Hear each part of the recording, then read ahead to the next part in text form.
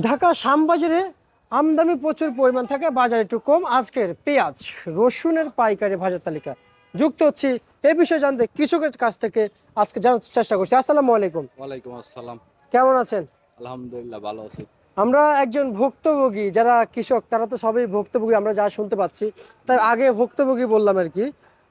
ভুক্তভোগী কৃষকদের সাথে আমরা কি যুক্ত আছি, নাকি আপনিও ভুক্তভোগী হন নাই? হ্যাঁ, অবশ্যই। আপনিও ভুক্তভোগী? হুম। মানে পেঁয়াজ পেঁয়াজ রসুন নিয়ে আপনিও ভুক্তভোগী? হ্যাঁ। আচ্ছা, এবার আসেন, আমি আপনার সাথে একটু জানতে চাই আপনার কাছ থেকে। কৃষি পণ্যের সাথে জড়িত আছেন কতদিন আপনি? আমার জন্মের পরেতে আমি কৃষিপণ্যের সাথে জড়িত।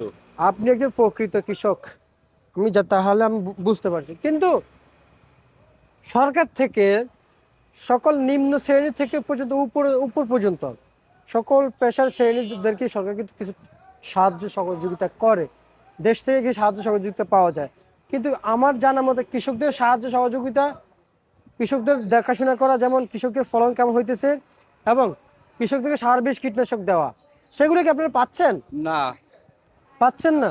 কো- কোনো প্রশাসনে পাবে, কোনো ইউনিয়ন পরিষদের কি অথবা উপজেলাতে এরকম কোনো উদ্যোগই তো আমি দেখতেছি না। আচ্ছা আচ্ছা আচ্ছা আচ্ছা।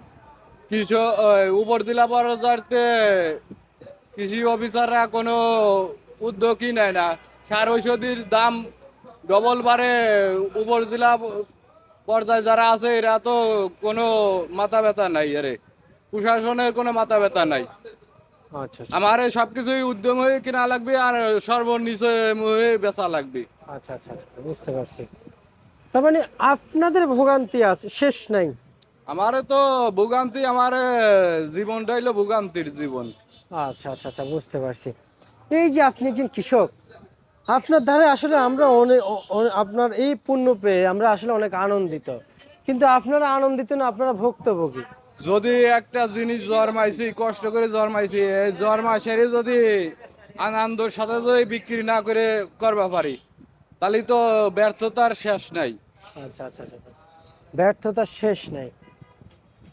আমরা না। আমরা যারা কৃষক, আমি একজন কৃষকের সন্তান, আমি যে একবার যে ধনী পরিবার সন্তান তা না, কিন্তু আমি কৃষকদের হয়ে আজকে বলতে চাই, আমরা একজন কৃষক হয়ে আসলে আরেকজন কৃষককে আমরা কি খারাপ চাইতে পারি?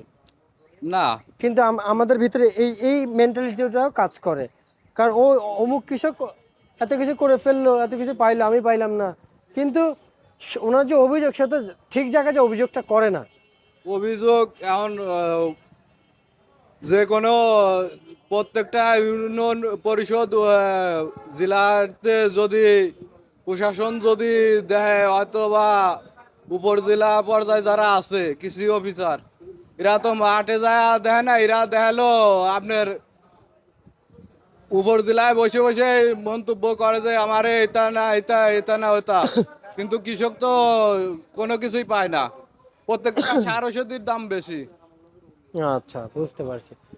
প্রত্যেকটা সার ওষুধ কীটনাশকের দাম বেশি, তাই না? এখন আলিপির সিজনে এখন ওষুধ মার্কেটে পাচ্ছি না, যে ওষুধগুলো দেওয়ার দরকার এই ওষুধগুলো পাচ্ছি না। তাহলে আচ্ছা আমরা তারপরেও কিনা লাগবে ডবল দাম দিয়ে। আচ্ছা, তাহলে আজকের বাজারে যে পেঁয়াজের আনছেন মার্কেটে কত কত বিক্রি চলছে? 35-36 টাকা বিক্রি হচ্ছে। আর আপনাদের রসুন কত বিক্রি চলছে? রসুন 50 থেকে 55 টাকা।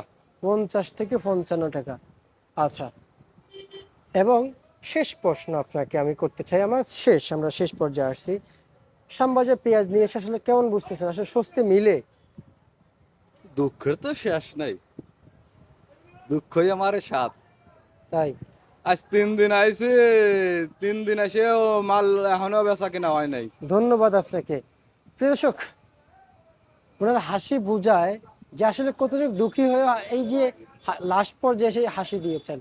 কৃষক আজও ভোগান্তি, এই বাংলাদেশে নেই উন্নত কৃষকদের আজ পর্যন্ত।